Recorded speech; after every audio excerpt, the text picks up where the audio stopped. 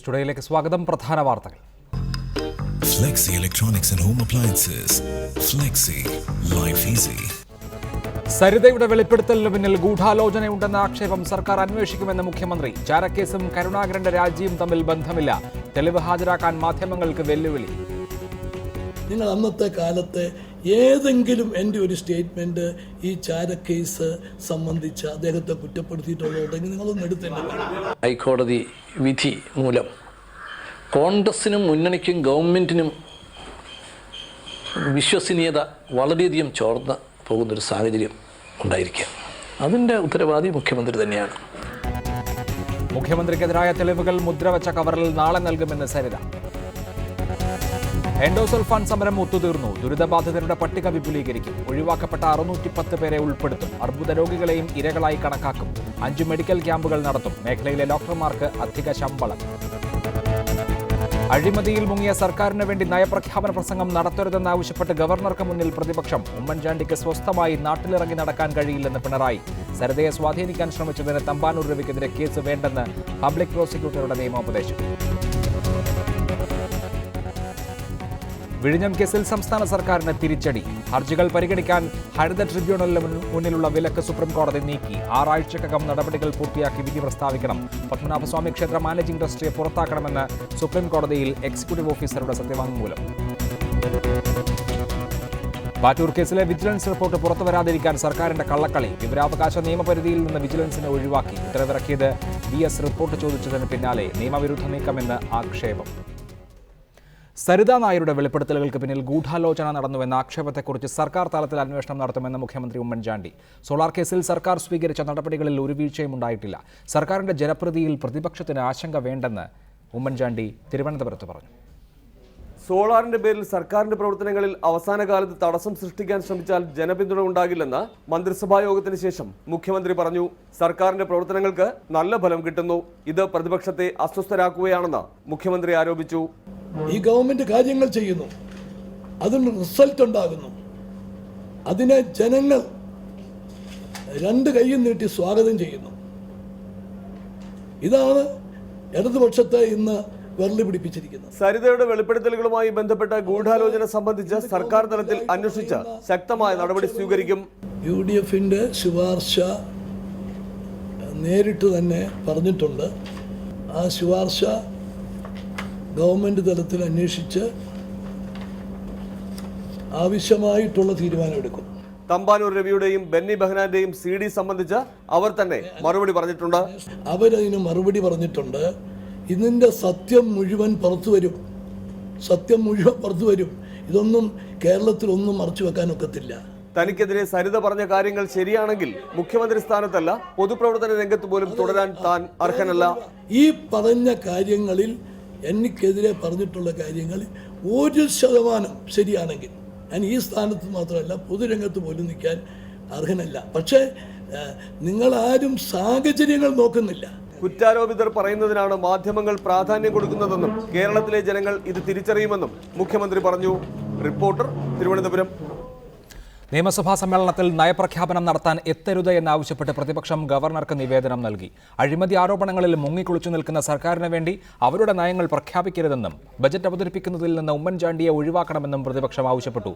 പ്രതിപക്ഷ നേതാവ് VS അച്യുതാനന്ദന്റെ നേതൃത്വത്തിൽ ഇടതുകക്ഷി നേതാക്കൾ രാവിലെ രാജ്ഭവനിലെത്തി ഗവർണറെ കണ്ടു. സോളാറും ബാറും ഉൾപ്പെടെ അഴിമതിയിൽ മുങ്ങിക്കുളിച്ചു നിൽക്കുന്ന സർക്കാരിന് വേണ്ടി നയപ്രഖ്യാപനം നടത്താൻ ഗവർണർ എത്തരുതെന്നാണ് പ്രതിപക്ഷം ആവശ്യപ്പെട്ടത്. സുപ്രീം കോടതി ചീഫ് ജസ്റ്റിസ് ആയിരുന്ന കാലത്ത് അഴിമതിക്കെതിരെ നിരവധി വിധികൾ പുറപ്പെടുവിച്ചിട്ടുള്ള അങ്ങ് ഉമ്മൻചാണ്ടിയുടെ നേതൃത്വത്തിലുള്ള അഴിമതി സർക്കാരിന് വേണ്ടി നയപ്രഖ്യാപനം നടത്തരുതെന്നും പ്രതിപക്ഷം ഗവർണർ P. സദാശിവത്തോട് ആവശ്യപ്പെട്ടു. മന്ത്രിസഭയിലെ മിക്ക മന്ത്രിമാർക്കുമെതിരെ അഴിമതി ആരോപണങ്ങൾ ഉയർന്നു വന്നിട്ടുണ്ട്. സോളാർ കമ്മീഷന് മുന്നിൽ സരിത നൽകിയ മൊഴിയുടെ അടിസ്ഥാനത്തിൽ തൃശൂർ വിജിലൻസ് കോടതി മുഖ്യമന്ത്രിക്കും വൈദ്യുതി മന്ത്രിക്കുമെതിരെ FIR രജിസ്റ്റർ ചെയ്യാൻ ഉത്തരവിടുകയും ചെയ്തു. അത് ഹൈക്കോടതി സ്റ്റേ ചെയ്തെങ്കിലും ആരോപണങ്ങൾ അതേപടി നിലനിൽക്കുകയാണ്. ഇങ്ങനെ ഗുരുതരമായ ആരോപണങ്ങൾ സർക്കാർ ഇപ്പോഴും നേരിടുന്നു. ഈ സാഹചര്യത്തിൽ നയപ്രഖ്യാപനത്തിൽ നിന്ന് കഴിയുമെങ്കിൽ ഗവർണർ പിന്മാറണമെന്ന് ആവശ്യപ്പെട്ടതായി പ്രതിപക്ഷ നേതാവ് VS അച്യുതാനന്ദൻ പറഞ്ഞു. പാമോയിൽ കോഴ, ബാർ കോഴ, സോളാർ കോഴ, പാറ്റൂർ കോഴ, ഇങ്ങനെ കോഴകളുടെ ഒരു അയ്യരുകളി. ഈ സാഹചര്യത്തിലാണ് അങ്ങ് ഇങ്ങനെയൊരു ഗവൺമെൻറ്റിന് വേണ്ടിയിട്ട് നയപ്രഖ്യാപനം നടത്തുന്നത്. അതുകൊണ്ട് കഴിയുമെങ്കിൽ അത് ഒഴിവാക്കാൻ നോക്കണം എന്നുള്ള നിലയിൽ ഉള്ള ഞങ്ങളുടെ പ്രതിപക്ഷത്തിൻ്റെ അഭിപ്രായം അദ്ദേഹത്തെ അറിയിച്ചു. മറ്റന്നാൾ തുടങ്ങുന്ന നിയമസഭാ സമ്മേളനത്തിൽ ഉമ്മൻചാണ്ടിക്കും സർക്കാരിനുമെതിരെ അതിശക്തമായ പ്രക്ഷോഭം തന്നെ സംഘടിപ്പിക്കാനാണ് ഇടതുമുന്നണി തീരുമാനം. റിപ്പോർട്ടർ, തിരുവനന്തപുരം. ചർച്ചയിൽ Shri T Siddique, Shri A Pradeep Kumar MLA, Shri V Rajesh എന്നിവർ. ആദ്യം ശ്രീ ടി സിദ്ദിഖ്, സോളാർ വിഷയത്തിൽ ഗൂഢാലോചന ഉണ്ട് എന്നും അത് അന്വേഷിക്കണമെന്നും സർക്കാരിനോട് പറഞ്ഞത് UDF ആണ്. എന്നിട്ടും അക്കാര്യത്തിൽ അന്വേഷണം തീരുമാനിക്കാൻ എന്താണ് അമാന്തം? ഗൂഢാലോചന അന്വേഷിക്കുന്നതിനെക്കുറിച്ച് ഭരണതലത്തിൽ ആലോചിച്ച് യുക്തമായ തീരുമാനമെടുക്കും എന്നാണ് മുഖ്യമന്ത്രി ഇന്ന് പറഞ്ഞിരിക്കുന്നത്.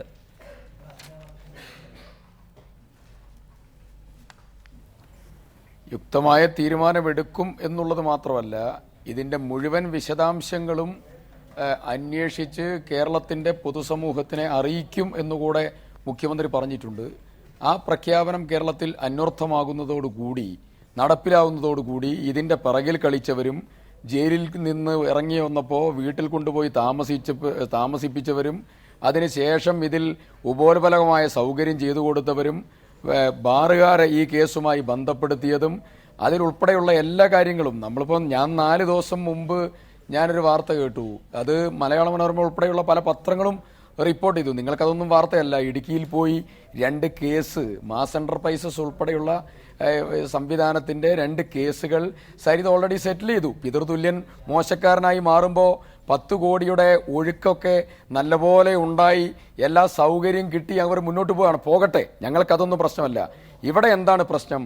ഇവിടെ സർക്കാരിൻ്റെ ഒരു ഇമേജിനെ തകർക്കാൻ മാന്യമായി എതിർത്താൽ കഴിയില്ല എന്നുള്ളത് കൊണ്ട് ഈ സർക്കാരിനെ ശിഖണ്ഡികളെ വെച്ച് യുദ്ധം ചെയ്യുന്ന പ്രവർത്തനത്തിലാണ് കേരളത്തിലെ പ്രതിപക്ഷം ഉൾപ്പെട്ടിട്ടുള്ളത്. അതിനുവേണ്ടി അവർ നിയമസഭാ സമ്മേളനം ഉൾപ്പെടെയുള്ള കാര്യങ്ങൾ അതിന് വേദിയാക്കാൻ അവർ ആഗ്രഹിക്കുകയാണ്. അതിൻ്റെ ഫലമായിട്ടാണല്ലോ ഇന്ന് ഗവർണറെ പോയി കണ്ടത്. ഞാൻ ചോദിക്കട്ടെ, അച്യുതാനന്ദനെ പോലെ പരിണിതപ്രജ്ഞനായ ഒരു പൊതുപ്രവർത്തകന് വിവരമില്ല എന്ന് പറയാൻ പറ്റുമോ? ആർട്ടിക്കിൾ 175, 176 അനുസരിച്ച് കേരള അസംബ്ലിയിൽ 2 രീതിയിൽ ഗവർണർക്ക് അഭിസംബോധന ചെയ്യുക. 176 കോൺസ്റ്റിറ്റ്യൂഷണൽ മാൻഡേറ്ററിയാണ്, അത് ഒഴിവാക്കാൻ പറ്റില്ല.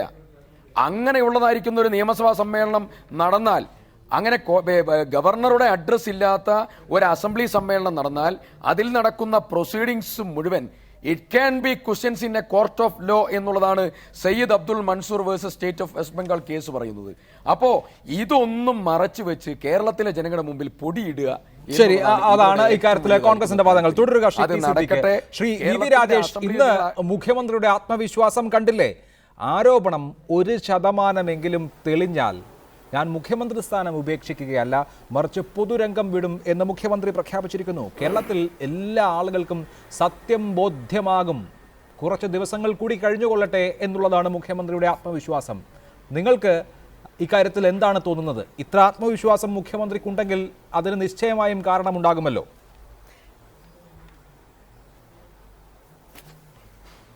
അഭിലാഷ്, ഇടയ്ക്ക് 1-2 ദിവസം മുഖ്യമന്ത്രി പത്രസമ്മേളനങ്ങളിലും അതുപോലെ ചില സാഹചര്യങ്ങളിലും പതറിയതൊഴിച്ച് കേരള മുഖ്യമന്ത്രിയുടെ ആത്മവിശ്വാസം ഇതുവരെയും നമ്മൾ തകർന്ന് കണ്ടിട്ടില്ല. അദ്ദേഹം കൃത്രിമമായെങ്കിലും അത് കേരള ജനതയുടെ മുമ്പാകെ, മാധ്യമങ്ങളുടെ മുമ്പാകെ അദ്ദേഹം കാട്ടിക്കൊണ്ടിരിക്കുകയായിരുന്നു. അദ്ദേഹത്തിന് വേറെന്താ വഴി? തമ്പാനൂർ രവിയുടെ ടെലിഫോൺ സംഭാഷണം നിഷേധിക്കാൻ പറ്റുമോ? ബെന്നി ബെഹന്നാന്റെ സംഭാഷണം അദ്ദേഹം പറഞ്ഞു, അവർ മറുപടി പറഞ്ഞു. ബെന്നി ബെഹന്നാൻ എന്താ പറഞ്ഞു? മൂളി കേൾക്കുക മാത്രമേ ഞാൻ ചെയ്തിട്ടുള്ളൂ, സരിത പറഞ്ഞതൊക്കെ തന്നെ. ഇങ്ങനെയൊക്കെ പറയുമ്പോഴേക്കും ഒരു കൃത്രിമ ആത്മവിശ്വാസം പ്രകടിപ്പിച്ചുകൊണ്ട് സ്വന്തം സംഘാംഗങ്ങളെ കൂടെ നിർത്തുക അല്ലാതെ മുഖ്യമന്ത്രിക്ക് മറ്റ് യാതൊരു തരത്തിലുള്ള വഴിയുമില്ല. സത്യം കേരളത്തിലെ ജനങ്ങൾ തിരിച്ചറിഞ്ഞു കഴിഞ്ഞു എന്ന് കേരള മുഖ്യമന്ത്രിക്ക് അറിയാം. പക്ഷേ പ്രതിപക്ഷത്തിന്റെ ദൗർബല്യം കൊണ്ട് മാത്രമാണ് ഈ ഗവൺമെന്റ് തുടരുന്നത് എന്ന് മുഖ്യമന്ത്രിക്ക് അറിയാം. എങ്കിലും മുഖ്യമന്ത്രി പോരാടുകയാണ്. മുഖ്യമന്ത്രി പോരാടുന്നതിന്റെ പിന്നിലെ ലക്ഷ്യം, മുഖ്യമന്ത്രി ഒന്ന് പതറുന്നതായിട്ട് കാണിച്ചു കഴിഞ്ഞാൽ ആ സ്ഥാനത്ത് ബഹുമാനപ്പെട്ട VM സുധീരനോ രമേശ് ചെന്നിത്തലയോ അല്ലെങ്കിൽ ഇനി AK ആന്റണി തന്നെയോ കയറി ഇരുന്നു കഴിഞ്ഞാൽ ഇനി കേരള രാഷ്ട്രീയത്തിൽ ഒരിക്കലും ശ്രീ ഉമ്മൻചാണ്ടിക്ക് കടന്നു വരാൻ സാധിക്കില്ല എന്ന് അറിഞ്ഞുകൊണ്ടുള്ള ഒരു കൃത്രിമമായ ആത്മവിശ്വാസമാണ് പ്രകടിപ്പിക്കുന്നത്.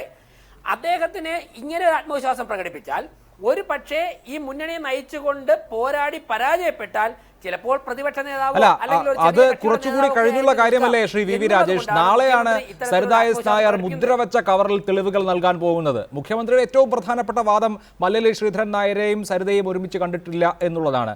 അതിന് ഉപോത്ബലകമായ തെളിവടക്കം കണ്ടു എന്ന് തെളിയിക്കുന്ന ഡിജിറ്റൽ തെളിവടക്കം നാളെ ഹാജരാക്കും എന്ന് സരിത എസ് നായർ പ്രഖ്യാപിക്കുമ്പോഴും മുഖ്യമന്ത്രിയെ സംബന്ധിച്ച് ലവലേശം ആത്മവിശ്വാസക്കുറവില്ല എന്നുള്ളതിനെ നിസ്സാരമായി കാണേണ്ട. ഇന്ന് അങ്ങനെ ഒരു ചാഞ്ചല്യം എവിടെയും പ്രകടിപ്പിച്ചില്ലല്ലോ. അപ്പോൾ നമ്മൾ ഉണ്ട് എന്ന് ഇവർ പറയുന്ന തെളിവുകൾ ഇല്ല എന്നായിരിക്കുമോ അതിന്റെ സൂചന?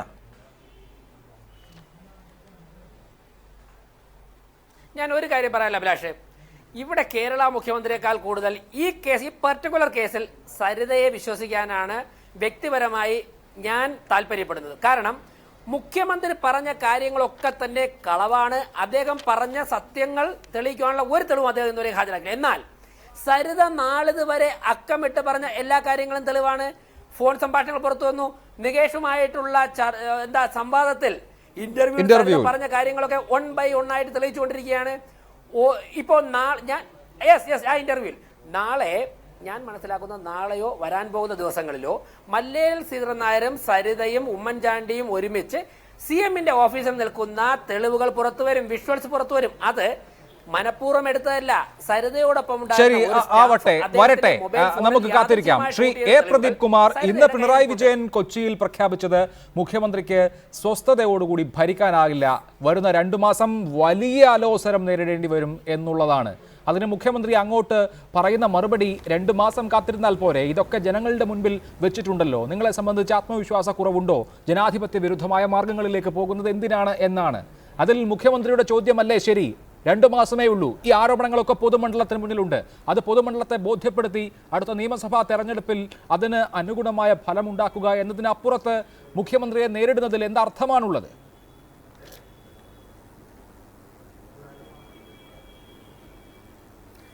അല്ല, മുഖ്യമന്ത്രിയെ നേരിടുന്നതല്ലല്ലോ ഇത്. ഈ സർക്കാർ അധികാരത്തിലിരുന്ന് കാണിച്ചുകൊണ്ടിരിക്കുന്ന അഴിമതിയും അശ്ലീലവും അത് ജനങ്ങളുടെ മുമ്പിൽ തുറന്നു കാണിക്കുകയാണ്. അത് പ്രതിപക്ഷത്തിൻ്റെ ധർമ്മമാണ്. നിയമസഭക്കകത്ത് ഞങ്ങൾ ആ ദൗത്യം നന്നായി ഏറ്റെടുക്കും. അതോടൊപ്പം തന്നെ നിയമസഭയ്ക്ക് പുറത്ത് അധികാരത്തിൽ ഒരു നിമിഷം പോലും തുടരാൻ ധാർമ്മികമായ ഒരു അവകാശവുമില്ലാത്ത മുഖ്യമന്ത്രി രാജിവെച്ചൊഴിയണമെന്നാവശ്യപ്പെട്ടുകൊണ്ടുള്ള വലിയ ജനകീയ പ്രക്ഷോഭങ്ങൾ സ്വാഭാവികമായിട്ട് ഉയർന്നു വരും. അത് പ്രതിപക്ഷം ആ ധർമ്മം നിർവഹിച്ചില്ലെങ്കിൽ ജനങ്ങൾ സ്വമേധയാ അതിന് ഇറങ്ങിത്തിരിക്കും. അത് പ്രതിപക്ഷത്തിന് അതുകൊണ്ട് തന്നെ ആ ഉത്തരവാദിത്തം നിർവഹിച്ചേ മതിയാവൂ. അതുകൊണ്ട് മുഖ്യമന്ത്രി ജനങ്ങളുടെ ആ മുന്നേറ്റത്തെ മുഖ്യമന്ത്രി ഭയക്കുന്നു. അതുകൊണ്ടാണ് അദ്ദേഹം പറയുന്നത്, ഞങ്ങളിപ്പോൾ ഇത് സംബന്ധിച്ച് പ്രതിപക്ഷത്തിൻ്റെ ധർമ്മം നിർവഹിച്ചില്ലെങ്കിൽ നിങ്ങളെന്താണ് പറയുക, ആ ദൗത്യം ഞങ്ങൾ നിർവഹിച്ചില്ലെങ്കിൽ. അപ്പോൾ അത് ഞങ്ങൾക്ക് നന്നായിട്ട് നിർവഹിക്കാൻ അറിയാം, അത് ഞങ്ങൾ നിർവഹിക്കുകയും ചെയ്യും. അതാണത്. അല്ല, അതിൽ ശ്രീ എ പ്രദീപ് കുമാർ, അതിൽ തീർച്ചയായും പ്രതിപക്ഷത്തിൻ്റെ ധർമ്മം നിർവഹിക്കുന്ന കാര്യത്തിൽ പ്രതിപക്ഷം രൂക്ഷമായി മുഖ്യമന്ത്രിയെ തുറന്നു കാണിക്കുന്ന കാര്യത്തിൽ ഒന്നും ആർക്കും അഭിപ്രായ വ്യത്യാസം ഉണ്ടാകാൻ ഇടയില്ല. ഇപ്പോൾ മുഖ്യമന്ത്രിയാണല്ലോ ബജറ്റ് അവതരിപ്പിക്കുക, മറ്റന്നാൾ നിയമസഭാ സമ്മേളനം ആരംഭിക്കുകയാണ്. അവിടെ എന്താണ് സംഭവിക്കുക എന്നുള്ളത്, ഇതിനെ കായികമായി, ഇതിനെ ബലപ്രയോഗത്തിലോടുകൂടി, ഇതിനെ വലിയ അധികാര പ്രയോഗത്തോടുകൂടി തടയുക എന്നുള്ളിടത്താണ് ചോദ്യം വരിക. മുഖ്യമന്ത്രി എവിടെയെങ്കിലും പോയാൽ അദ്ദേഹത്തെ കായികമായി തടയുക എന്നുള്ളതല്ലല്ലോ പ്രതിപക്ഷത്തിന്റെ റോൾ വഹിക്കലിൽ പ്രധാനമായും വരിക. അപ്പോൾ ആ തരത്തിലേക്ക് മുഖ്യമന്ത്രിയെ ബന്ദിയാക്കാൻ പോകുന്നുണ്ടോ എന്നുള്ളതാണ് പ്രശ്നം.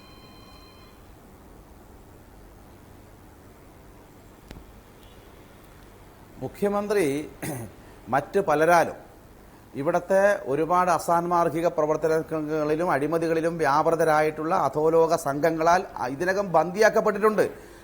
അദ്ദേഹം പലരുടെയും ബന്ധിയാണ്. ഞങ്ങൾ അദ്ദേഹത്തിനെ പ്രത്യേകം ബന്ധിയാക്കേണ്ട കാര്യമില്ല. ജനങ്ങളുടെ പ്രതിഷേധം ഉയർന്നു വരുന്ന സന്ദർഭത്തിൽ ചിലപ്പോൾ അദ്ദേഹത്തിന് അലോസരം ഉണ്ടാവും. അദ്ദേഹത്തിൻ്റെ പൊതുപരിപാടികൾ ബഹിഷ്കരിക്കാനാണ് ഞങ്ങൾ തീരുമാനിച്ചത്. ആ പൊതുപരിപാടികളിൽ ഇപ്പം ഞങ്ങൾ പങ്കെടുക്കാറില്ല. കാരണം കേരളത്തിന് ഇത്രയധികം അപമാനം വരുത്തിവെച്ച മറ്റൊരു മുഖ്യമന്ത്രി ഉണ്ടായി. UDF-ന്റെ തന്നെ മുൻ മുഖ്യമന്ത്രിമാർ ഇവിടെ ഭരിച്ചില്ലേ? അവരാരെങ്കിലും ഇതുപോലെ അപമാനം വരുത്തിവെച്ചവരില്ലല്ലോ. അവരെയും ഞങ്ങൾ വിമർശിച്ചിട്ടുണ്ട്, സമരങ്ങൾ നടത്തിയിട്ടുണ്ട്. പക്ഷേ ഇങ്ങനെയുള്ളൊരു സാഹചര്യം ഇപ്പോൾ ഓരോ ദിവസവും വന്നുകൊണ്ടിരിക്കുന്ന കാര്യങ്ങൾ എന്തൊക്കെയാണ്? അപ്പോൾ അതുകൊണ്ട് തന്നെ അദ്ദേഹത്തിനെതിരെയുള്ള പ്രതിഷേധം നാട്ടിലെമ്പാടും ഉയർന്നു വരുന്നുണ്ട്.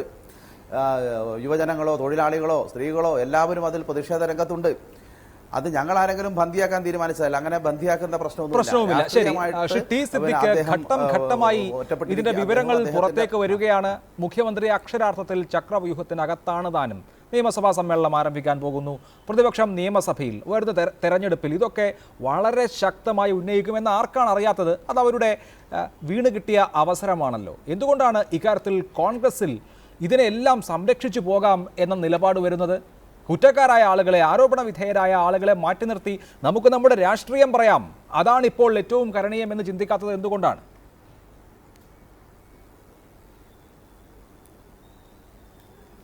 അഭിലാഷേ, അതിൽ ശ്രീ പ്രദീപ് ഇതിന് മറുപടി പറയണം. ഞാൻ ഒരു പ്രധാനപ്പെട്ട കാര്യം ഇതുമായി ചോദ്യവുമായി ബന്ധപ്പെട്ടതായിരിക്കുന്ന ഉത്തര രൂപേണ നൽകുകയാണ്. കേരള അസംബ്ലിയിലെ ഏവറേജ് ഡേറ്റ് ഓഫ് ബിസിനസ് 260 ദിവസമാണ്. ആ 260 ദിവസം ഈ നിയമസഭാ സമ്മേളനം ഈ ഗവൺമെൻറ് സന്ദർഭത്തിൽ നടന്നിട്ടുള്ളത് ഏകദേശം 226 ദിവസം മാത്രമാണ്. ഈ 226 ദിവസങ്ങളിൽ 170 ദിവസത്തിലധികം നിങ്ങൾ വലിയ ബഹളങ്ങളും പ്രശ്നങ്ങളും എല്ലാം ഉണ്ടാക്കുകയായിരുന്നു. ഈ ബഹളങ്ങളും പ്രശ്നങ്ങളും നിങ്ങൾ ഉണ്ടാക്കിയതിൽ ഇപ്പോൾ ആരോപണ വിധേയനാണ് മുഖ്യമന്ത്രി എന്നാണല്ലോ പറഞ്ഞത്. ഒന്ന്, KB ഗണേഷ് കുമാറിൻ്റെ ഫാമിലി ഇഷ്യൂവുമായി ബന്ധപ്പെട്ടുകൊണ്ട് ഒരു സെഷൻ മുഴുവൻ അടിച്ച് തകർത്തവരാണിവർ. 2, ബാലകൃഷ്ണപിള്ളയ്ക്ക് ജയിലിൽ സൗകര്യം ചെയ്തു കൊടുത്തു. ബാലകൃഷ്ണപിള്ളയുടെ ജയിൽവാസവുമായി ബന്ധപ്പെട്ടുകൊണ്ട് ഒരു സെഷൻ മുഴുവൻ അടിച്ച് തകർത്തവരാണ് ഇവർ. പിന്നെ ഒരു അധ്യാപകന് പരിക്കേറ്റപ്പോൾ വാളകത്ത് വെച്ചുകൊണ്ട് അതിൻ്റെ പേരിൽ അടിയന്തര പ്രമേയവും പിറ്റേന്ന് അടിയന്തര പ്രമേയവും എല്ലാം വെച്ചുകൊണ്ട് ദിവസങ്ങളോളം സഭ സ്തംഭിപ്പിച്ചതായിരിക്കുന്ന ആളുകളാണ് ഇവർ. കേരള അസംബ്ലിയിൽ 30-32 ദിവസം ഗണേശും പിള്ളയുമായി ആരോപണം ഉന്നയിച്ച് സമരം ചെയ്തതായിരിക്കുന്ന പ്രദീപ് അടക്കമുള്ള MLA മാർ ഇന്ന് ആ ബാലകൃഷ്ണപിള്ളയെയും ഗണേശിനെയും തൂക്കിയെടുത്ത് തോളത്തിട്ട് ഉമ്മ വെച്ച് നടക്കുക. ഞാൻ പ്രദീപിനോട് ചോദിക്കുന്നു, നിങ്ങൾ പറഞ്ഞതായ ആരോപണത്തിൽ നിങ്ങളിപ്പോൾ ഉറച്ചു നിൽക്കുന്നുണ്ടോ? സമാനമായ ആരോപണം ഉന്നയിച്ചുകൊണ്ട് അസംബ്ലിയിൽ ഒരുപാട് വൃത്തികേടുകൾ കാണിച്ചിട്ടുണ്ട് ഇവർ.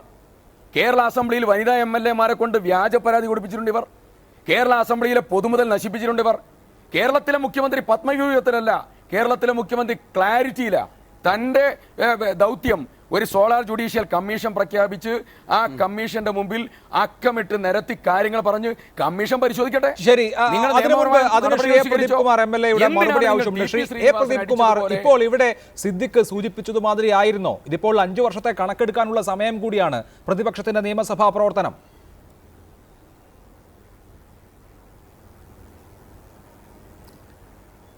പ്രതിപക്ഷം ഇവിടുത്തെ ജനങ്ങളുടെ പ്രശ്നങ്ങൾ ഓരോന്നും അതിശക്തമായിട്ട് നിയമസഭയിൽ ഉന്നയിച്ചിട്ടുണ്ട്. ഗണേഷ് കുമാർ ഈ സർക്കാരിൻ്റെ ഭാഗമായിരുന്ന സന്ദർഭത്തിൽ അദ്ദേഹവുമായി ബന്ധപ്പെട്ട പ്രശ്നങ്ങളിലും വിമർശനങ്ങൾ ഉന്നയിച്ചിട്ടുണ്ട്. പക്ഷെ അന്ന് അദ്ദേഹത്തിന് ഉൾപ്പെടെ അതിന് ആ ഒരു പരുവത്തിലെത്തിച്ച മുഖ്യമന്ത്രിക്കെതിരെ തന്നെയായിരുന്നു ഏറ്റവും ശക്തമായിട്ടുള്ള ഞങ്ങളുടെ വിമർശനം. അതോടൊപ്പം തന്നെ മറ്റ് ജനങ്ങളുടെ ഒരുപാട് പ്രശ്നങ്ങൾ ഉന്നയിച്ചു. ഈ സർക്കാരിൻ്റെ അഴിമതി ഓരോന്നായിട്ട് ഞങ്ങൾ പുറത്തു കൊണ്ടുവരുന്നതിന് വേണ്ടി നിയമസഭയുടെ സാധ്യതയെ നന്നായിട്ട് ഞങ്ങൾ ഉപയോഗിച്ചിട്ടുണ്ട്.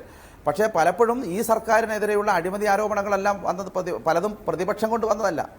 ഈ അഴിമതിക്ക് ഇരയായവർ, അവരുടെ ഈ അഴിമതിക്കാരുടെ പീഡനങ്ങൾക്കും മറ്റും വിധേയമായവർ, ഇപ്പോൾ സരിതയെ പോലെ ബിജു രമേശിനെ പോലെ അങ്ങനെ ഇരയായ ആളുകൾ കാര്യങ്ങൾ ഉന്നയിച്ചു കൊണ്ടുവന്നു പല ഘട്ടങ്ങളിലും. അതിൽ വസ്തുതയുണ്ടെന്ന് വന്നു. അതിനകത്ത് ഞാൻ ചോദിക്കട്ടെ, കഴിഞ്ഞ നിയമസഭാ സമ്മേളനത്തിൽ കഴിഞ്ഞ ബജറ്റ് അവതരണ സമയത്തായിരുന്നല്ലോ KM മാണിയെ ബജറ്റ് അവതരിപ്പിക്കാൻ പാടില്ലെന്ന നിലപാട് ഞങ്ങൾ സ്വീകരിച്ചു. അദ്ദേഹം ഞങ്ങൾ പറഞ്ഞ കാര്യം ശരിയാണെന്ന് ഇപ്പോൾ തെളിവായി വെളിച്ചത്ത് വന്നില്ലേ? അദ്ദേഹത്തിന് ഇപ്പോൾ അഴിമതി കേസിൽ രാജിവെച്ച് ഒഴിഞ്ഞു പോകേണ്ട സാഹചര്യം ഉണ്ടായില്ലേ? മുഖ്യമന്ത്രി ഉൾപ്പെടെ ഇപ്പോൾ നേരത്തെ നിങ്ങൾ എന്തെല്ലാം തരത്തിലുള്ള പ്രതിരോധം ഉണ്ടാക്കിയെങ്കിലും ആ പ്രതിരോധമൊക്കെ ഓരോന്നായിട്ട് തകർന്ന് വീടുന്നതല്ലേ മുഖ്യമന്ത്രിയുടെ കാര്യത്തിൽ നമ്മൾ കാണുന്നത്. അതാണ് ഷിട്ടി സിദ്ദിഖ്, ഈ നിയമസഭയുടെ കാലത്താണ് ഏറ്റവും അധികം ദിവസങ്ങൾ ഈ രീതിയിൽ നഷ്ടപ്പെട്ടത് എങ്കിൽ ഈ നിയമസഭയുടെ കാലത്താണ് കേരളം മുൻപ് ഒരിക്കലും കേൾക്കാത്ത വണ്ണമുള്ള ആരോപണങ്ങൾ ഭരണക്കാരെ കുറിച്ച് കേട്ടത് എന്നുള്ളത് ഒരു യാഥാർത്ഥ്യമാണ്, വസ്തുതയാണ്. ഇവിടെ ഇപ്പോൾ എന്താണ് സംഭവിക്കുന്നത്? പ്രതിപക്ഷം നിയമസഭാ സമ്മേളനം തുടങ്ങുമ്പോൾ മുഖ്യമന്ത്രിയെ പ്രതിക്കൂട്ടിലാക്കുന്നു എന്നുള്ളത് മാത്രമല്ല, അതിനോടൊപ്പം അതിനോട് സമാന്തരമായി മുഖ്യമന്ത്രിയെക്കുറിച്ചും ഭരണക്കാരെക്കുറിച്ചുമുള്ള വെളിപ്പെടുത്തലുകളും തെളിവുകളും ബോംബ് വീഴുന്നത് പോലെ വന്നു പൊട്ടുകയാണ്. നാളെയും സിറ്റിംഗ് ഉണ്ട് സോളാർ കമ്മീഷനിൽ, മറ്റന്നാൾ നിങ്ങൾ നിയമസഭയിലേക്ക് പോവുകയാണ്.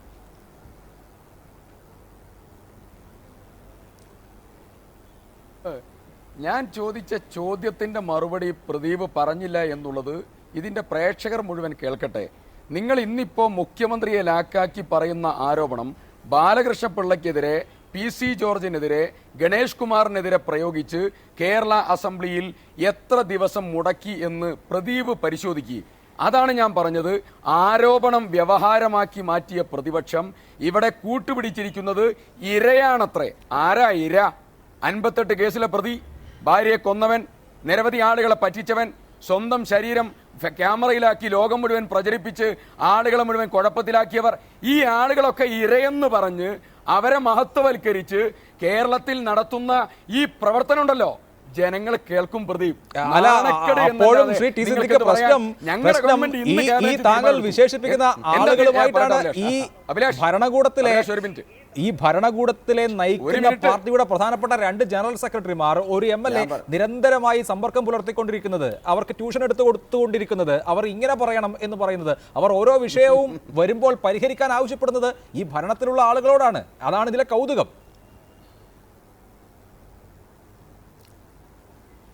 അല്ല, ഞങ്ങളുടെ ബെന്നി ബെഹനാൻ ഇവർ പറയുന്നത് ആയിട്ട് ബന്ധപ്പെട്ടതായ കാര്യങ്ങൾ കൃത്യമായി പറഞ്ഞു. അദ്ദേഹം പറഞ്ഞു ഇത് പരിശോധനയ്ക്ക് വിധേയമാക്കണം. പരിശോധിക്കട്ടെ. ഇവിടെ പരിശോധനയ്ക്ക് വിധേയമാക്കിയാൽ എന്തുണ്ടാവും എന്നുള്ളത് നമുക്ക് അപ്പം കാണാം. 2, ജയരാജൻ പറഞ്ഞ വാദഗതിയിൽ സരിത ഇപ്പോഴും ഉറച്ചു നിൽക്കുകയാണല്ലോ. ഞാൻ ചോദിക്കട്ടെ, സരിത ഇപ്പൊ പറഞ്ഞത് വിശ്വസിക്കുന്നുണ്ടെങ്കിൽ സരിതക്ക് 10 കോടി കൊടുത്തു എന്നുള്ളതാ, ഓഫർ ചെയ്തു എന്നുള്ളതായിരിക്കുന്ന വാദഗതിയിൽ നിങ്ങൾ ഉറച്ചു നിൽക്കുന്നുണ്ടോ? പ്രദീപേ, നിങ്ങൾ ഉറച്ചു നിൽക്കുന്നുണ്ടോ? 1 സജി ചെറിയാൻ, 2 EP ജയരാജൻ, 2 പേരും പോയി കൊടുത്തല്ലോ, കൊടുക്കുമെന്ന് പ്രഖ്യാപിച്ചല്ലോ. മുഖ്യമന്ത്രിയുടെ പേര് പറയണം. മോഡി അവിടെ പോയി സോണിയാഗാന്ധിയുടെ പേര് പറഞ്ഞാൽ അവിടെ കടൽക്കൊലക്കാരെ വിടാം. ഇവിടെ മുഖ്യമന്ത്രിയുടെ പേര് പറഞ്ഞാൽ ഇവിടെ 10 കോടി തരാം. ഇങ്ങനെ മാനിപ്പുലേറ്റ് ചെയ്തായിരിക്കുന്ന കാര്യമല്ലാതെ ഏതെങ്കിലും ഒരു കേസ് തെളിയിക്കാൻ പറ്റിയിട്ടുണ്ടോ നിങ്ങൾക്ക്? ആരോപണ വ്യവഹാരം നിങ്ങൾ നടത്തി. ശരി, പ്രദീപ് കുമാർ, എന്താണ് അതിനുള്ള മറുപടി? മാതിരി ആളുകളെ പിടിച്ച് ഞാൻ പറയട്ടെ. അല്ല, അതെ, മറുപടി പറയാം.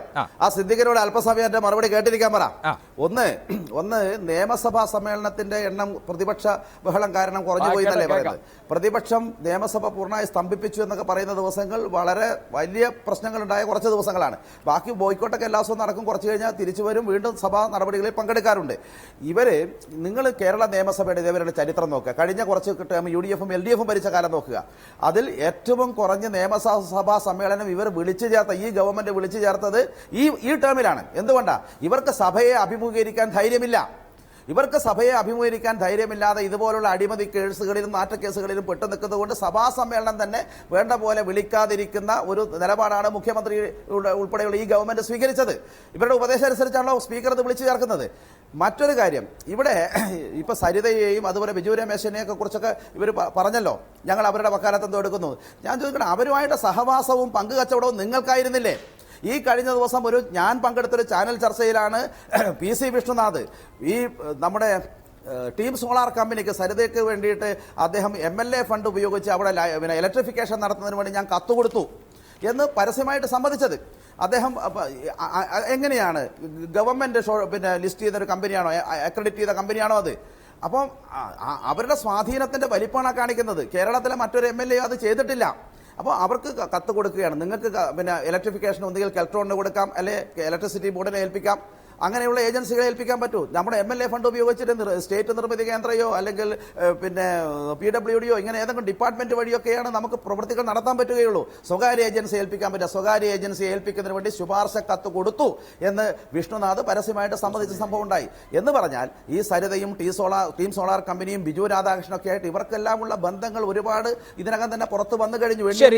അതാണ് താങ്കളുടെ പോയിന്റ്. അതിന് ടി സിദ്ദിഖ് മറുപടി പറയും. അതിനു മുൻപ് ശ്രീ VV രാജേഷ്, പ്രവർത്തിക്കാൻ അവസരം കിട്ടുന്ന അവസാന ദിവസം വരെ ഞങ്ങൾ ജനങ്ങൾക്ക് വേണ്ടി പ്രവർത്തിക്കും എന്ന പ്രഖ്യാപനമാണ് ഇക്കാര്യത്തിൽ മുഖ്യമന്ത്രിയെ സംബന്ധിച്ച് നടത്താനുള്ളത്. ഇത്തരത്തിലുള്ള കേവല രാഷ്ട്രീയ വിഷയങ്ങൾ, ആരോപണങ്ങൾ ഒക്കെ ഉയരുമ്പോഴും ഞങ്ങൾ ജനങ്ങൾക്ക് വേണ്ടി പ്രവർത്തിച്ചുകൊണ്ടിരിക്കുകയാണ് എന്ന തോന്നലോ ആത്മവിശ്വാസമോ ആണ് മുഖ്യമന്ത്രിയെ നയിക്കുന്നത്.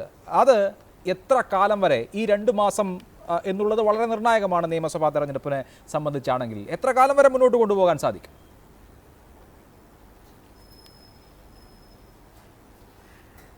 അഭിലാഷ്, ഇതല്ലാതെ മറ്റൊരു മാർഗമില്ല. ഇപ്പോൾ ഒരു കള്ളനെ പിടിക്കാൻ പോലീസ് പുറകെ ഓടിക്കഴിഞ്ഞാൽ കള്ളൻ വളരെ വേഗത്തിലോടും. കാരണം പിടി കിട്ടിയാൽ ജീവിതം അവസാനിച്ചു, അല്ലെങ്കിൽ അവൻ രക്ഷപ്പെടാം. മുഖ്യമന്ത്രി ഇപ്പോൾ ഇതാ ചെയ്യുന്നത്. പരമാവധി എന്തൊക്കെയോ ചെയ്യുന്നതൊരു പ്രതീതി സൃഷ്ടിക്കാൻ നോക്കുകയാണ്. പക്ഷേ ഇവിടെ കാര്യങ്ങളൊന്നും നടക്കുന്നില്ല. മുഖ്യമന്ത്രി ഒന്ന് പമ്മി നിന്നാൽ അടുത്ത നിമിഷം മുഖ്യമന്ത്രി വീണു പോകുമെന്നറിയാം, ഈ ഗവൺമെന്റ് വീണു പോകുമെന്നറിയാം. അതുകൊണ്ട് തന്നെ ഞാൻ 24 മണിക്കൂറും ജനങ്ങൾക്ക് വേണ്ടി പ്രവർത്തിച്ചുകൊണ്ടേയിരിക്കുന്നു എന്ന് ഒരു പ്രതീതി സൃഷ്ടിക്കുകയും സിദ്ദിഖിനെ പോലുള്ള ആൾക്കാരെ വെച്ച് അത് പരമാവധി വിളിച്ചു പറയിക്കുകയും ചെയ്യുക എന്നുള്ളൊരു തന്ത്രം, അതിലൂടെ പാവപ്പെട്ട കേരള ജനതയെ ഇനി ഒരിക്കൽ കൂടി പറ്റിക്കാൻ കഴിയുമോ എന്നുള്ളൊരു ശ്രമം മാത്രമാണ് മുഖ്യമന്ത്രി നടത്തിക്കൊണ്ടിരിക്കുന്നത്. എന്നാൽ പ്രബുദ്ധരായ കേരള ജനതയ്ക്ക് അറിയാം, ജനങ്ങളത് തിരിച്ച് അറിയും. ഞാൻ സിദ്ദിഖുണ്ടെന്ന് പറയട്ടെ. സിദ്ദിഖ് നേരത്തെ പറഞ്ഞു സരിത ജയിലിൽ നിന്നിറങ്ങിയപ്പോൾ കൊണ്ടുപോയി താമസിച്ചവരെ കുറിച്ചൊക്കെ ഇപ്പോൾ അറിയാം. സിദ്ദിഖ്, സരിതയെ അന്ന് കൊണ്ടുപോയി താമസിച്ചവർ അന്ന് ആരോടൊപ്പമായിരുന്നു? അന്ന് നിങ്ങളോടൊപ്പമല്ലേ? അന്ന് UDF-നോടൊപ്പമല്ലേ? നിങ്ങൾ എന്തേ അത് പറഞ്ഞില്ല? അപ്പോൾ ഒരു സമയത്ത് സരിതയെ നിങ്ങൾ സംരക്ഷിച്ചു, ഇന്ന് നിങ്ങൾ പറയുന്നത് LDF സംരക്ഷിക്കുന്നു എന്ന്. ബഹുമാനപ്പെട്ട MLA പ്രദീപ് കുമാർ ഇവിടെയുണ്ട്. ഞാൻ ചോദിക്കട്ടെ, കോടതിയും മാധ്യമങ്ങളും ബിജു രാധാകൃഷ്ണനും സരിതയും വിജിലൻസ് ജഡ്ജ് വാസനും ജേക്കബ് തോമസും താങ്കളാണ് ഈ ആരോപണങ്ങൾക്ക് മറുപടി പറയേണ്ടത് എന്നുള്ളത് കൊണ്ട് തന്നെ താങ്കൾ ഇപ്പോൾ രണ്ട് വശത്തു നിന്നുള്ള ആരോപണങ്ങളും കേട്ട് കാണും. ഇതൊക്കെ എങ്ങനെ വിശദീകരിക്കാനാണ് ഉദ്ദേശിക്കുന്നത്? നിയമസഭയിലും ഈ കാര്യം വിശദീകരിക്കേണ്ടി വരും.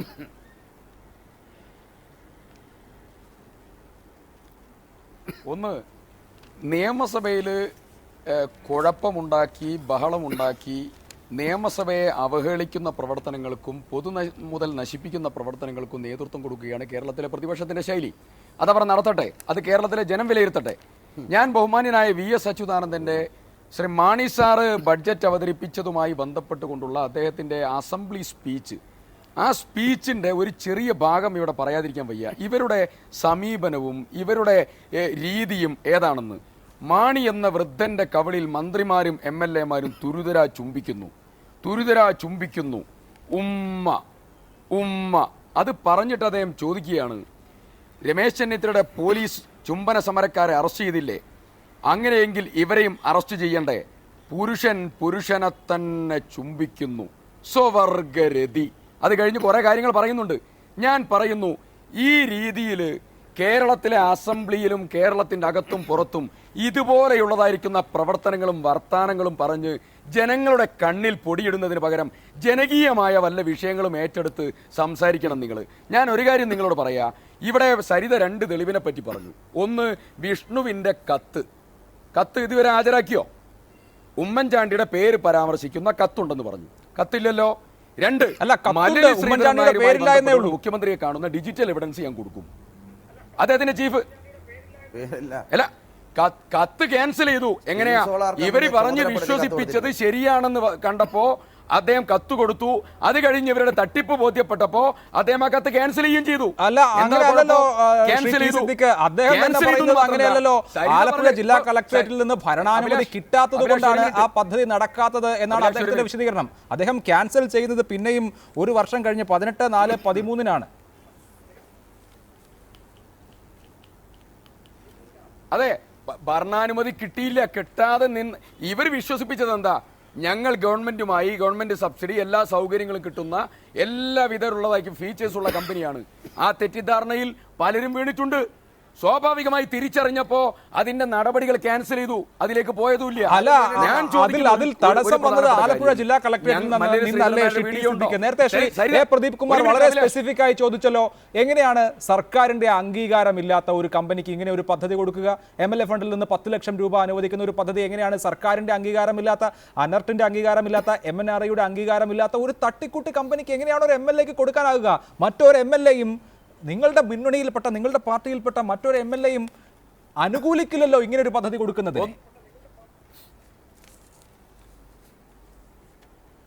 ഒന്ന്, വിഷ്ണുവിനെ പോലെയുള്ള ഒരു MLA ഈ കത്ത് കൊടുത്തത് തന്നോട്, വിഷ്ണു ഒരു നിഷ്കളങ്കനായ, ഒരു മാന്യനായ, ഒരു സൽസ്വഭാവിയായിട്ടുള്ള ഒരു പൊതുപ്രവർത്തകനാ.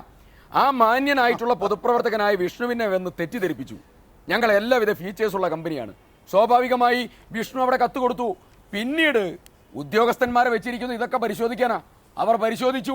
അതിന്റെ മേലെ വിഷ്ണുവിന് റിപ്പോർട്ട് കിട്ടി. അത് ക്യാൻസൽ ചെയ്തു. എല്ലാ നടപടികളും സ്റ്റോപ്പ് ചെയ്തു. സ്വാഭാവികല്ലേ?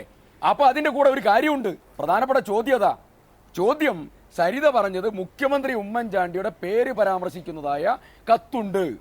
ആ കത്ത് ഇവിടെ ഹാജരാക്കാൻ സാധിച്ചോ? ഒന്ന്, സരിതയാണല്ലോ ദൈവം, സഖാവ് സരിത ആട്ടെ, ആ കത്ത് ഹാജരാക്കിയോ? 2, മല്ലേരി ശ്രീധരൻ നായരുടെ കൂടെ പോയതായിരിക്കുന്ന ഡിജിറ്റൽ വെർഷൻ ഉണ്ട്, ഹാജരാക്കിയോ?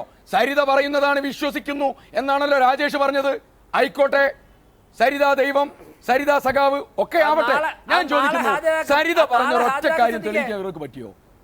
എന്നിട്ട് സരിതയുടെ പിറകെ പോയി അല്ല, അപ്പോഴും ശ്രീ ടി സിദ്ദിഖ് എന്തുകൊണ്ടാണ് അങ്ങനെ ഒരു കത്ത് എന്ന് വിശദീകരിക്കാൻ കഴിയുന്നുണ്ടോ? നിഷ്കളങ്കനായ ഒരു MLA-യെ ഞങ്ങൾക്ക് അംഗീകാരമുണ്ട് എന്ന് പറഞ്ഞ് പറ്റിച്ചത് കൊണ്ട് ഇതുപോലെ അദ്ദേഹത്തിന്റെ MLA ഫണ്ട് വഴിയുള്ള പദ്ധതി ഈ കമ്പനിക്ക് കൊടുത്തു എന്ന് പറയുമ്പോൾ ശ്രീ ടി സിദ്ദിഖ് എങ്ങനെയാണ് കേരളം അത് വിശ്വസിക്കുക? ആ കത്ത് താങ്കളും വായിച്ചിട്ടുണ്ടാകുമല്ലോ. Urgent steps may be taken to provide for implementing the project of 50 solar street lights under my constituency under LED scheme എന്ന് പറയുന്ന ഒരു കത്ത് വളരെ നിഷ്കളങ്കമായി ഒരു MLA വന്ന് ഒരു കമ്പനിക്കാർ കണ്ടപ്പോൾ അങ്ങ് പറ്റിപ്പോയതാണ് എന്നൊക്കെ പറയുമ്പോൾ അതിൽ വിശ്വാസ്യതയുടെ അംശം കുറവല്ലേ ടി സിദ്ദിഖ്?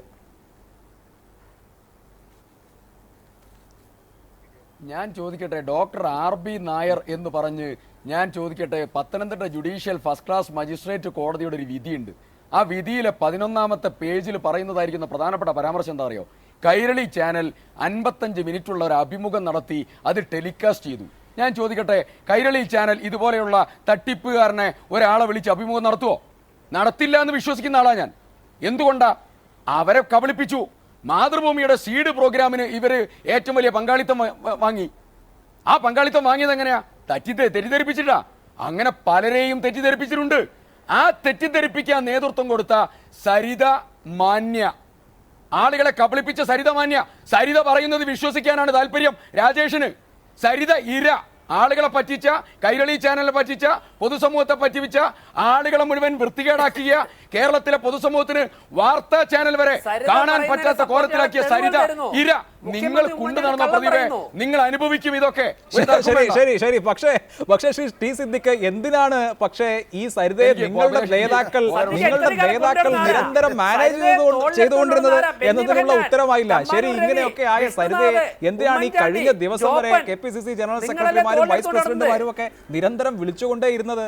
എത്ര മനോഹരമായ ഭാഷയിലാണ് അവർ പറയുന്നതിന് മറുപടി പറഞ്ഞുകൊണ്ടിരുന്നത്. രാത്രി 12 മണിക്ക് KC വേണുഗോപാൽ എന്തിനാ സരിതയ്ക്ക് മെസ്സേജ് അയച്ചത്? ഞങ്ങൾ ഒരിടത്തും 10 കോടിയും 10.5 കോടിയും കൊടുക്കാന്ന് പറഞ്ഞ് ഞങ്ങൾ എവിടെ സംസാരിച്ചില്ല അഭിലാഷേ. അല്ല, ഇതിൽ ശ്രീ ടി സിദ്ദിഖ് എന്നെ സഹായിച്ചാൽ എനിക്ക് മേലുള്ള പ്രൊട്ടക്ഷൻ എന്താണെന്ന് ചോദിക്കുമ്പോൾ പ്രൊട്ടക്ഷൻ തരാമെന്ന് പറയുന്നത് ഈ കഴിഞ്ഞ ദിവസം 3 ദിവസം മുൻപ് കോൺഗ്രസിന്റെ ജനറൽ സെക്രട്ടറി അല്ലേ?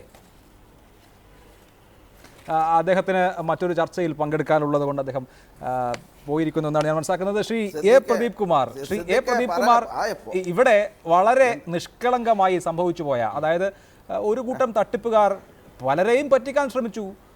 അക്കൂട്ടത്തിൽ ഭരണകക്ഷിയിൽപ്പെട്ട ആളുകൾക്ക് ഇമ്മ്യൂണിറ്റി ഒന്നുമില്ലല്ലോ, അവരും വഞ്ചിക്കപ്പെട്ടു എന്നതിനപ്പുറത്തുള്ള ഒന്നും ഇക്കാര്യത്തിൽ കാണേണ്ടതില്ല എന്നുള്ളതാണ് ഇവിടെ ഭരണപക്ഷത്തിന്റെ നിലപാട്. അതുകൊണ്ടായിരിക്കുമല്ലോ മുഖ്യമന്ത്രിയെ സംബന്ധിച്ച് ഇപ്പോൾ ഈ തെളിവ് കൊണ്ടുവരും എന്ന് പറഞ്ഞിട്ട് ഒരു കുലുക്കവുമില്ലാത്തത്. മടിയിൽ കനമുള്ള ആളുകൾക്കല്ലേ വഴിയിൽ പേടി വേണ്ടു.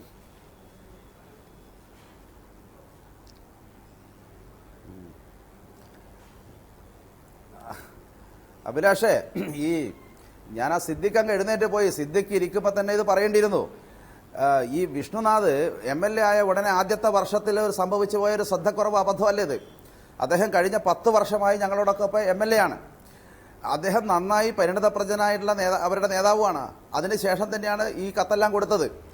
അതായത് ഇവിടെ MLA ഫണ്ട് എന്തിനൊക്കെ വിനിയോഗിക്കാമെന്ന് ഇന്ന് MLA ആയാൽ ഉടനെ ഒരാൾ മനസ്സിലാക്കുന്ന പ്രാഥമികമായിട്ടുള്ള കാര്യമാണ് എത്രയൊക്കെ ഫണ്ട് കിട്ടും എന്നുള്ളതും അതെന്തിനൊക്കെ വിനിയോഗിക്കാം, എങ്ങനെ ഏതൊക്കെ ഏജൻസി അതിൻ്റെ വർക്ക് ഏൽപ്പിക്കാം എന്നുള്ളത്.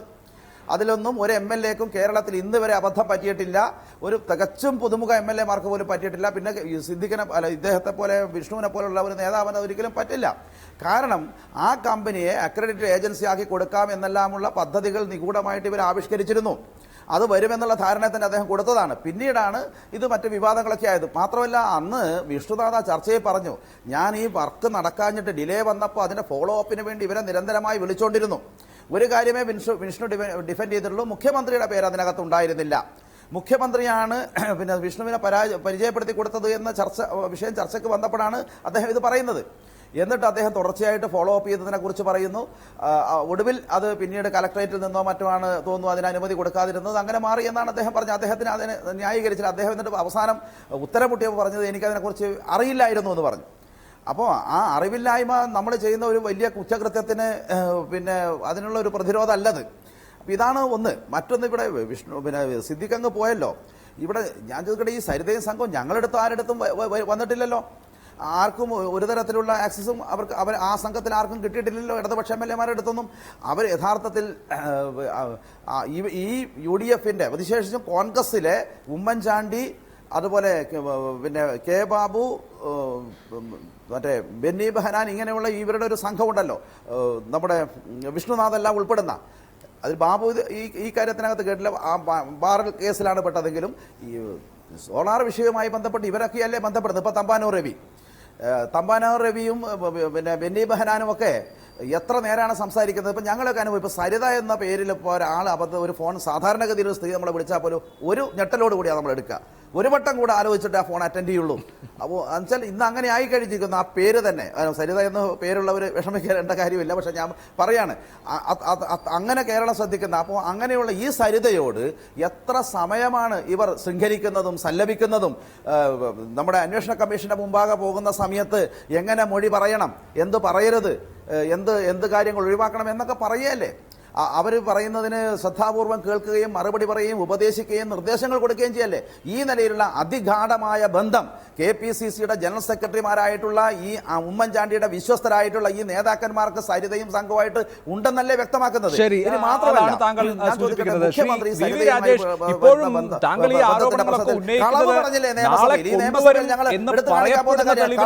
മുഖ്യമന്ത്രി അങ്ങനെ നാളെ കൊണ്ടുവന്നില്ലെങ്കിൽ നിങ്ങളൊക്കെ എന്ത് ചെയ്യും?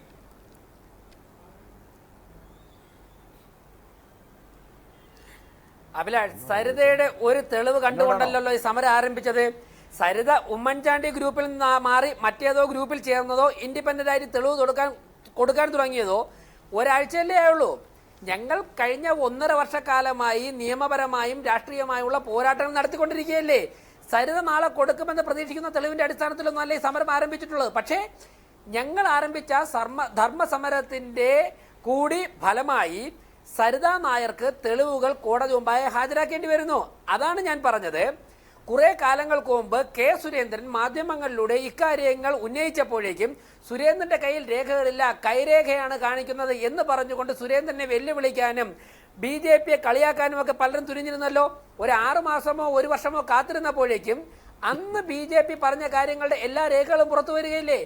അന്ന് സുരേന്ദ്രൻ പറഞ്ഞിരുന്നു, മുഖ്യമന്ത്രിയുടെ മകനെ ചാണ്ടി ഉമ്മന് ഫിലാഡൽഫിയ കേന്ദ്രീകരിച്ചുകൊണ്ടുള്ള ഒരു സ്ഥാപനവുമായി ബന്ധപ്പെട്ട് സോളാർ പാനൽ നിർമ്മിക്കുവാനുള്ള കൊട്ടേഷൻ കൊടുത്തിട്ടുണ്ട്, അതിന്റെ ചർച്ചകൾ നടക്കുന്നു എന്ന്. ഇന്നിപ്പോ സരിത പറഞ്ഞല്ലോ, ഉമ്മൻചാണ്ടിയുടെ മകനെ കമ്പനിയിൽ ഡയറക്ടറാക്കാൻ വേണ്ടി മുഖ്യമന്ത്രി തന്നെ പറഞ്ഞിരുന്നു. 10,000 കോടി രൂപ സമ്പാദിക്കുവാനുള്ള ഒരു പ്ലാൻ ഉണ്ടായിരുന്നു. മുഖ്യമന്ത്രിയുടെ കുടുംബത്തിലേക്ക് കൊണ്ടുപോകാനുള്ള പ്ലാൻ ഉണ്ടായിരുന്നു. ഇത് 1 വർഷം 1.5 വർഷം മുമ്പ് BJP പറഞ്ഞതാണ്. പക്ഷേ ഇപ്പോൾ അത് സരിതയും പറയുന്നു എന്നുള്ളതല്ലേ ഉള്ളൂ രാജേഷ്. അതിനും നമുക്ക് തെളിവുകൾ ആവശ്യമില്ല. തുടരുക. ശ്രീ A. പ്രദീപ് കുമാർ, എന്താണ് പ്രതിപക്ഷത്തിന്റെ തന്ത്രം? ഇന്നിപ്പോൾ പിണറായി വിജയൻ പറയുന്നു മുഖ്യമന്ത്രിക്ക് സ്വസ്ഥമായി നാട്ടിലിറങ്ങി നടക്കാൻ കഴിയില്ല എന്ന്. നിയമസഭാ സമ്മേളനം മറ്റന്നാൾ ആരംഭിക്കുകയുമാണ്. എങ്ങനെയാണ് KM മാണി വിഷയം വന്നപ്പോൾ നിയമസഭയിൽ നിങ്ങൾ പെരുമാറിയത് എന്നുള്ളത് കേരളം കണ്ടതാണ്. അന്ന് ബജറ്റ് ഏറെക്കുറെ കായികമായി തടയുന്ന നിലവരെ എത്തി. ഈ ഘട്ടത്തിൽ ഉമ്മൻചാണ്ടിക്കാണ് ബജറ്റ് അവതരിപ്പിക്കാനുള്ളത്. സമാനമായ തരത്തിൽ ഉള്ള പ്രതിഷേധ പ്രകടനങ്ങൾ കൊണ്ടും അത്തരത്തിലുള്ള നീക്കങ്ങൾ കൊണ്ടുമൊക്കെ ഈ വിഷയത്തിൽ നിങ്ങൾക്ക് വസ്തുത ജനങ്ങളിൽ എത്തിക്കാൻ കഴിയുമോ? അതിനുമപ്പുറത്തുള്ള ഇതിൻ്റെ വസ്തുതകൾ വിവരിക്കുക, അത് ജനങ്ങളോട് വിശദീകരിക്കുക എന്നുള്ളതല്ലേ കുറച്ചും കൂടി സ്വീകാര്യമായ മാർഗം?